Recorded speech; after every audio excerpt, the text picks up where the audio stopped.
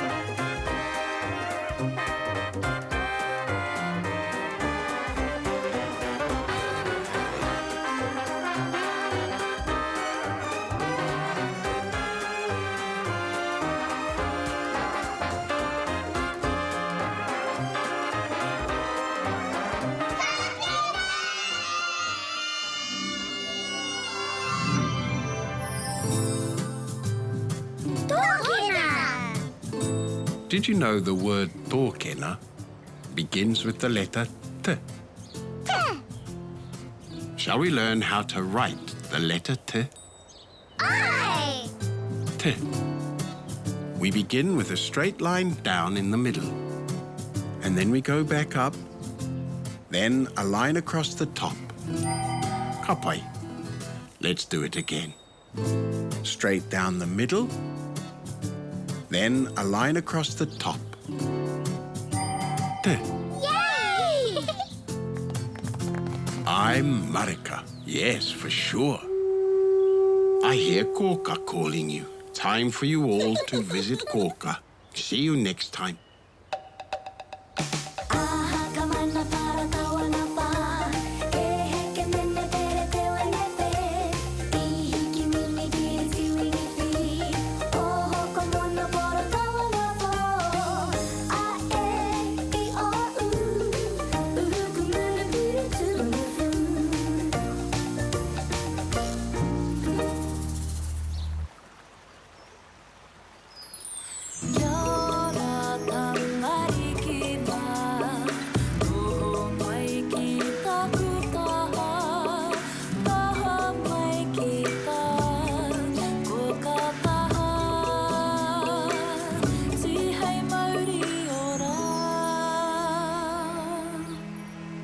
Kia ora, Tākaro tribe. Kia ora, Koka. What did you learn about today? Tōkena. Tōkena. Tōkena. Let's learn to spell it.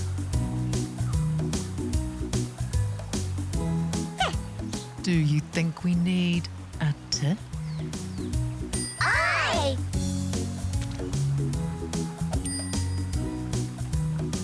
N.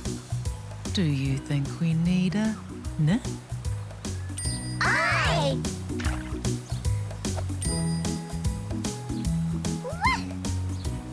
Do you think we need a W? Cow.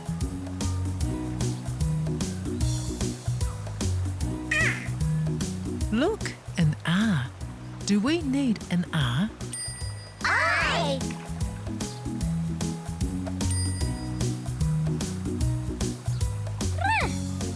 Do we need a R? Cow. Oh. Do you think we need an O? Need an O. I.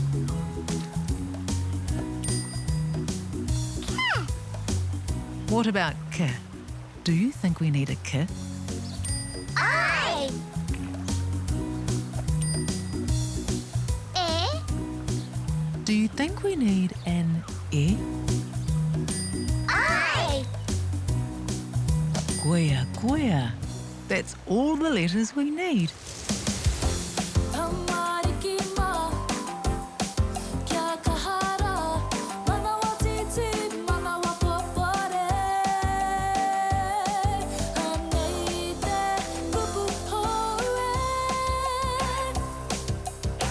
Let's all say the word together, and then you can try and spell it.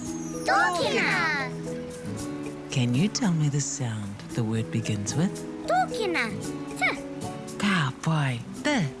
Now try sounding out the word tōkena. Tō.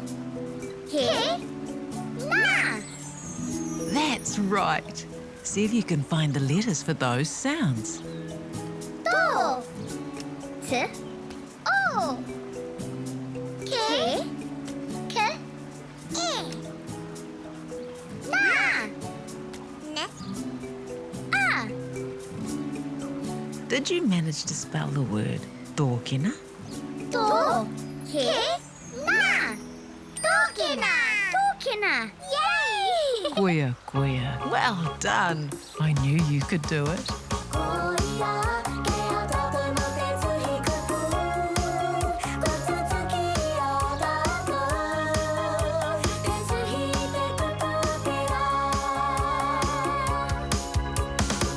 Ngohe, soft, and torotoro, stretchy. Ropi ropi, stripes, and ira, spots. They go on your wai, feet. Tō, ke, na. They're tōkena.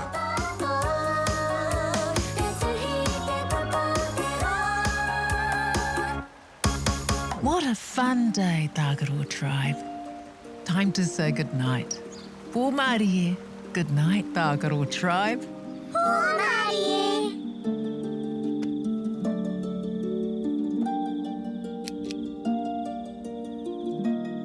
Titiro. Here comes the moon, Mahina. Kia ora, Mahina, me ngā whetū. E moi, Tagaroa tribe. See you tomorrow. Hei a pōpō. Good night.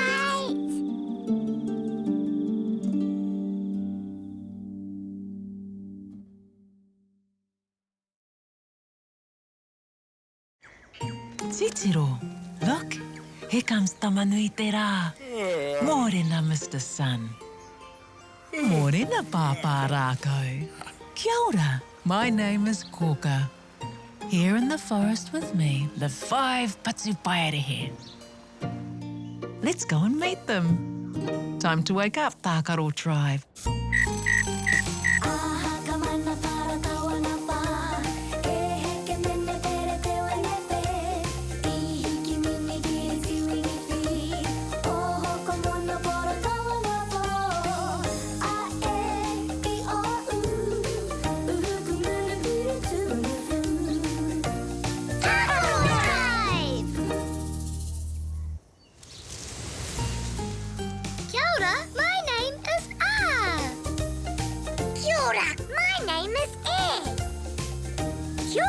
My name is E. Kia ora, my name is O. Kia ora, my name is U. Kia ora, Tākaro tribe. Kia ora, Koka. Shall we go and see who has come to visit us today? Ai! He kokako! He kokako! Yes, it's the kōkako. Nice to see you both. I love the kōkako's beautiful kiwi grey feathers. Kiwi, grey. Pāhua. Rawe, excellent. And don't forget, they love to kani dance. Koereri koito. Ooh, yay! Etsu tamariki mā. Are you ready to kani dance and waiata sing with us? Me kani, me waiata, yay! Matike, maranga, tutai omoe na e hoa ma. Matike, maranga, me tina tatata ki te kori tinana. Tuatahi, wirihia o ringa. Tuarua, wirihia o waiwai. Tuatoru, whātoro i te tinana. Tahi, rua, toru kei te rite. Tāpaka peke paku e. Tahi ka oma tino te rawa e. Are whanawhiua to ihuroa e. Paia! Watutuki i a koe. Matike, maranga, ko te ao kei te kapu o tō ringa. Matike, maranga. Kia pai tō rā e hoa ma? Matike, maranga.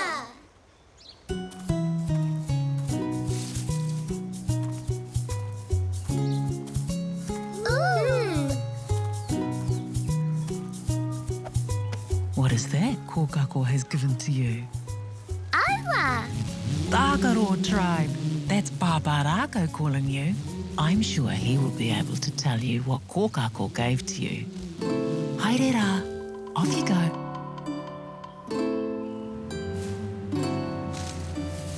Tamariki mā, noho mai ki aku kakiaka, whakarongo mai ki ngā kōrero o te ao marama. Aue. Tēnā koutou Tākaro tribe. Kia ora, Pāpārakai. Did you enjoy dancing with the kōkako? Aira. Miharo, amazing. I see you've brought something along with you. Let's take a closer look, shall we?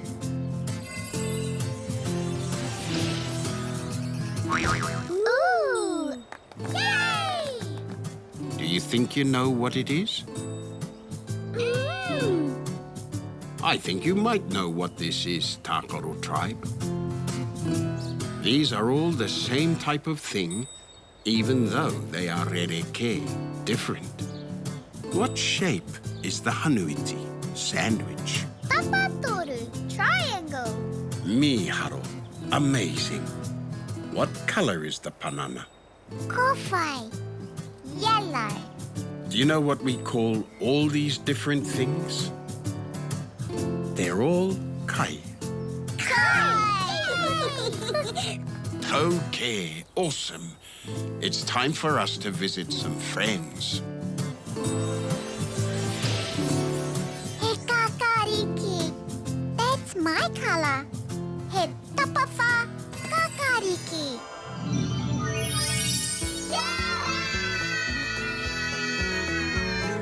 Kia ora, tamariki mā. Looks like it's time for some kai. The tamariki are making hanuiti, sandwiches. What are they putting in them? Meaty, ham, tihi, cheese, kukamo, cucumber.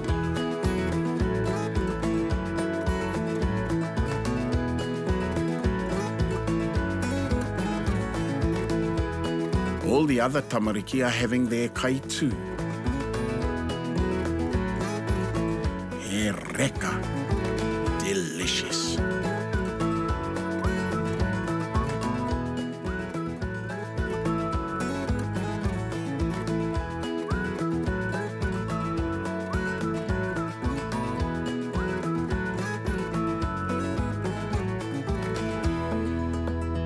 Ka kite anō ia koutou.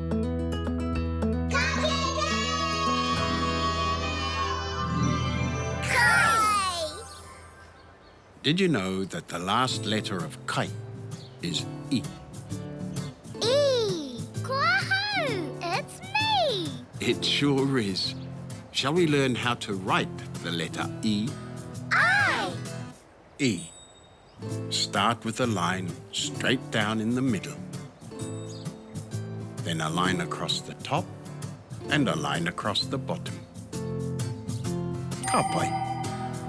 Let's do it again. Straight down the middle, then across the top and across the bottom. E. Yay! Tauke. Awesome. I hear Koka calling you. Time for you all to visit Koka. See you next time.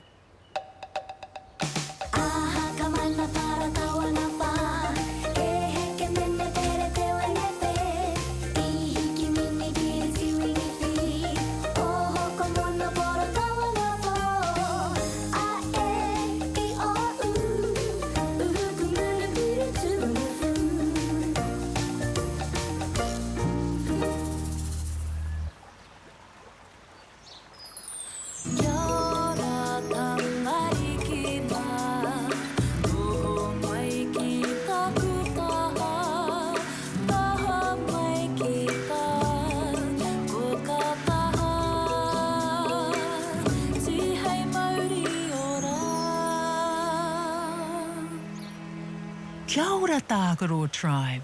Kia ora, Koka. What did you learn about today? Kai. Kai. Let's learn to spell it.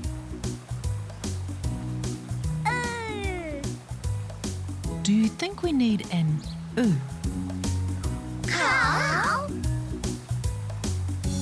E. Do you think we need an E? I.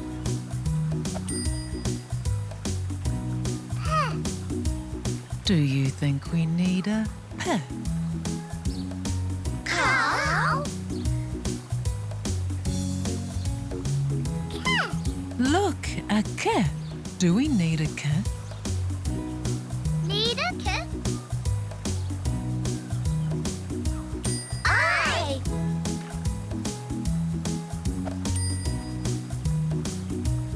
E. Do you think we need an E? Cow.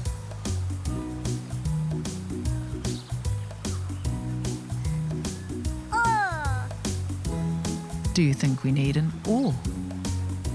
Cow. Ah. Do you think we need an A? I.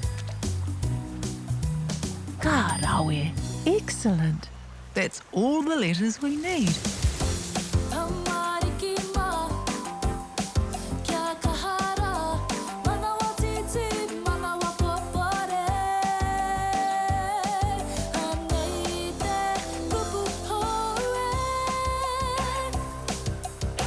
Let's all say the word together, and then you can try and spell it. Kai! Can you tell me the sound the word begins with? K. Ka pai. Ka. Now try sounding out the word kai. Kai. K. A. E. That's right. See if you can find the letters for those sounds. K. A. E. Kai. Did you manage to spell the word kai? I. Kai. Kai. Yay! Tēnō pai. Very good. I knew you could do it.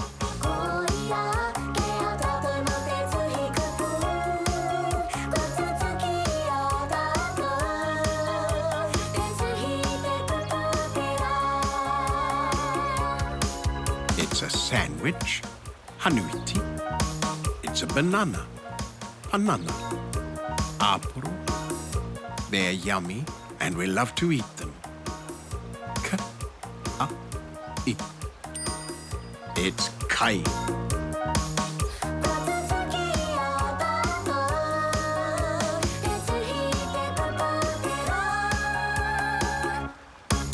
What a fun day, Tākaro tribe. Time to say goodnight. Pōmarie. Good night, Tākaro tribe. Pōmarie.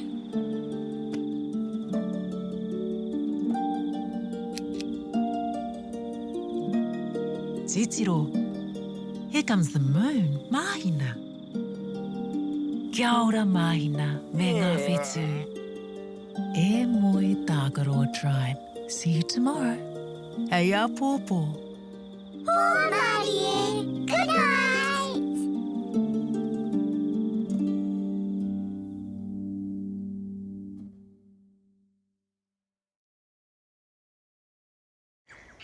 Titiro, look. Here comes Tamanui te rā. Mōrena, Mr. Sun. Mōrena, Pāpā rākau. Kia ora. My name is Koka. Here in the forest with me live 5 patu paerehe. Let's go and meet them. Time to wake up, Tākaro tribe.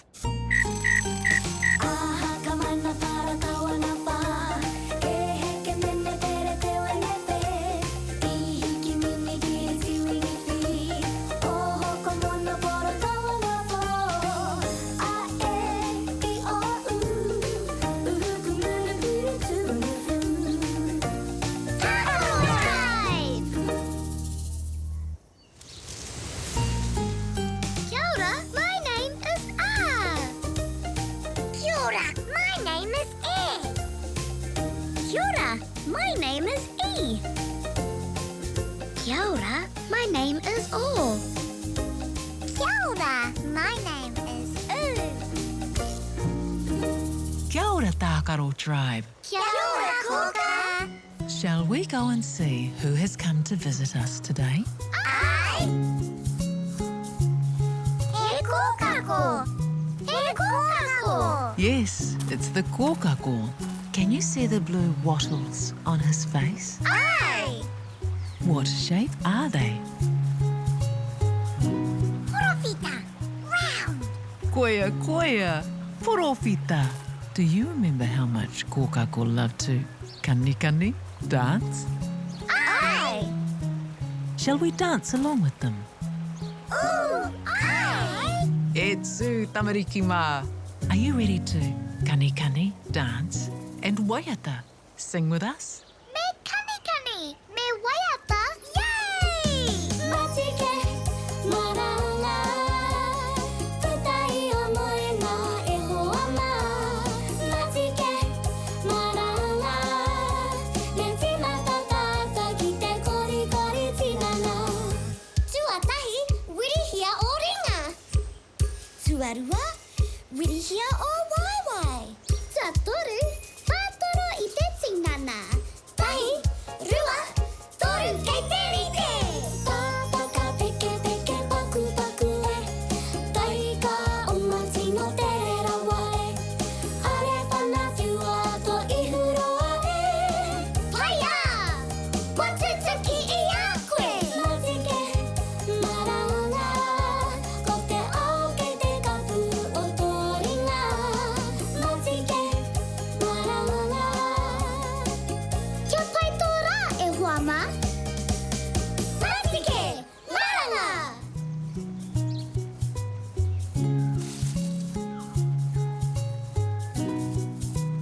Ooh.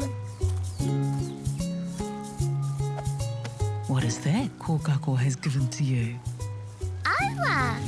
Tākaro tribe. That's Pāpārākau calling you.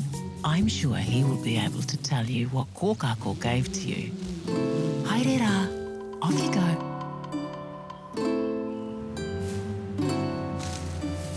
Tamariki mā, noho mai ki aku kakiaka, whakarongo mai ki ngā kōrero o te ao marama. Aue. Tēnā koutou, Tākaro tribe. Kia ora, Pāpārākau. Did you enjoy dancing with the kōkako? Ai rā. I'm Marika. Yes, for sure. I see you've brought something along with you. Do you know what it is? Aua. What shape is it? Porofita, round. Those look like kānara, candles on top. How many kānara are there? Tahi, rua, toru, wha. E wha. It looks like something you eat, doesn't it? Do you know what it is now? That's right. It's a keke. Keke. I'm Marika. It's time for us to visit some friends. He kakariki. That's my color. He tapawha kakariki. Kia ora. Kia ora, tamariki mā. Time for some baking. I think the tamariki are making a keke, cake. What are the ingredients? Prawa puehu, flour, huka, sugar, heki, eggs, miraka milk. Mix it up and put it in the oven.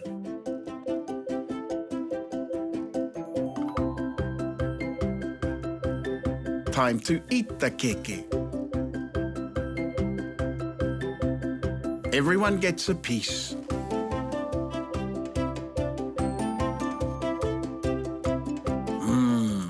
He reka. Delicious.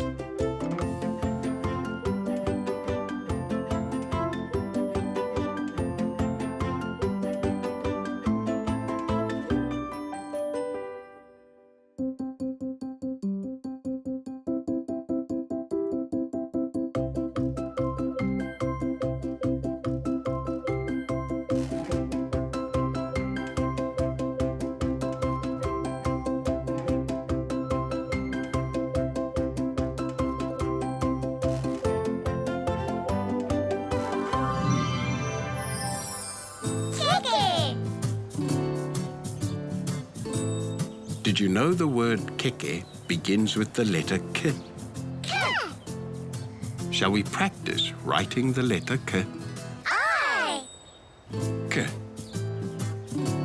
Make a line down the side. Then draw another line from the top across to the left. Then draw down to the right. Kapai. Let's do it again. Down the side.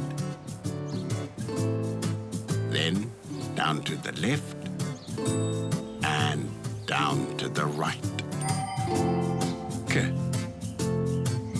Yay! I'm Marika. Yes, for sure. I hear Korka calling you. Time for you all to visit Korka. See you next time.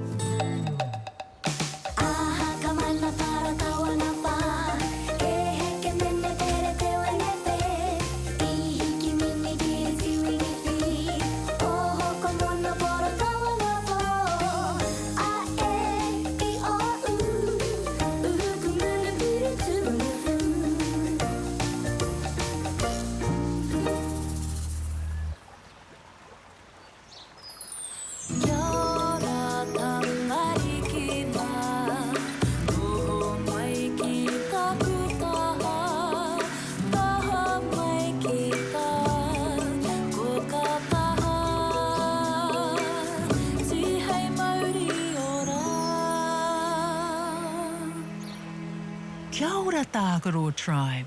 Kia ora, Korka. What did you learn about today? Keke. Keke. Keke. Let's learn to spell it. E. Do you think we need an E? I. Do you think we need a H? Cow.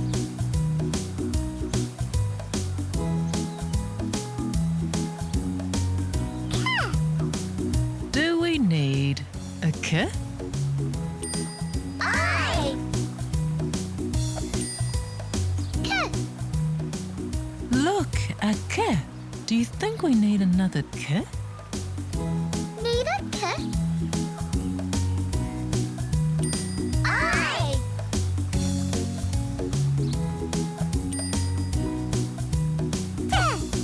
Do you think we need a T? Cow. E. Oh, do you think we need another E? I. Senopai. Very good. That's all the letters we need.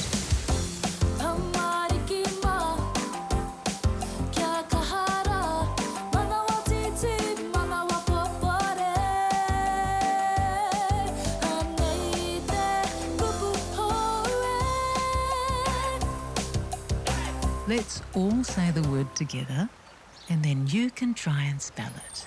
Keke. Can you tell me the sound the word begins with? Keke. K. Ka pai. K. Now try sounding out the word keke. Keke. K. E. K. E.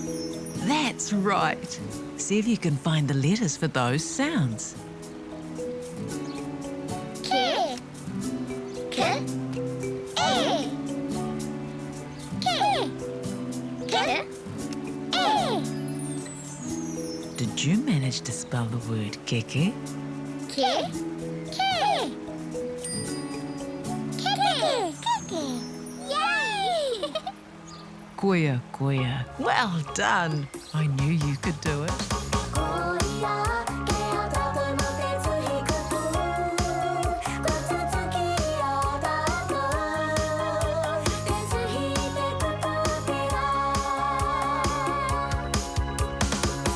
It's porfita, round. It's reka, delicious. It's a treat on your birthday. Ke, ke. It's a keke.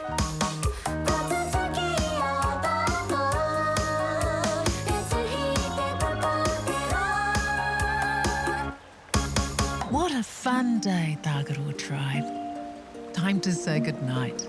Pōmarie. Good night, Tagaro tribe. Pōmarie.